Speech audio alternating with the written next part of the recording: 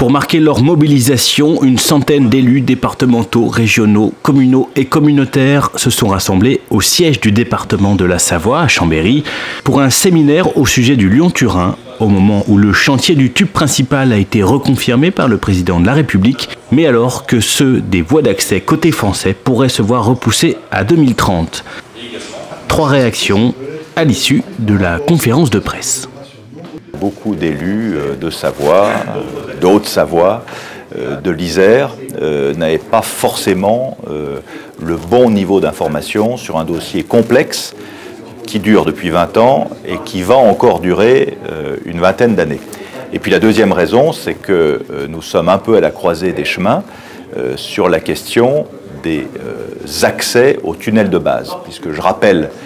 que ce dossier du Lyon-Turin est composé de 2 éléments. Tout d'abord, le tunnel de base qui va de Saint-Jean-de-Maurienne jusqu'à l'Italie,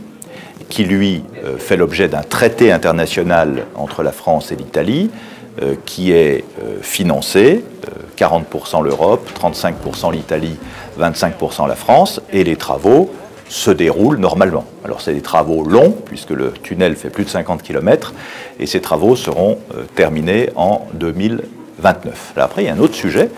qui est celui des accès, c'est-à-dire de la région lyonnaise jusqu'à Saint-Jean-de-Maurienne. On sait bien que ces accès seront séquencés, et en cette année 2018, nous sommes à la croisée des chemins, puisqu'il y aura à la fin de l'année un projet de loi sur les mobilités qui sera discuté à l'Assemblée nationale et au Sénat. Et nous voulons tous, plus d'une centaine d'élus des Alpes du Nord, quelle que soit leur tendance politique, que le gouvernement dise précisément ce qu'il fera, parce qu'on ne peut pas remettre les décisions des accès à 2038. Le message que nous souhaitons porter, c'est que s'agissant du Lyon-Turin, tout d'abord sur le tunnel de base, la France a le plus fort effet de levier pour tous les ouvrages qu'il y a à financer dans le pays, puisque quand l'État met 1 euro, l'Italie et l'Union européenne en mettent 3, ce qui veut dire que la France ne finance que 25% d'ouvrages, et avant même le retour en termes de fiscalité, de TVA, de taxes sociales, etc. Et que sur les voies d'accès, la somme qui doit être mobilisée pour les voies d'accès est une somme qui est à mobiliser autour de 8 milliards d'euros, pour lesquels nous pouvons obtenir, comme pour le tunnel de base, des financements de l'Union européenne, mais aussi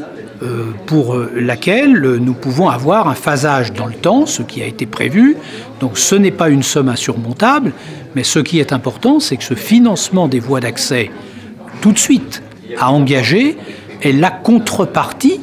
de l'accord qui est intervenu avec la République italienne, qui fait que la République italienne finance 35% du tunnel de base, situé à 80% en territoire français, là où la France n'en finance que 25%. Et donc, si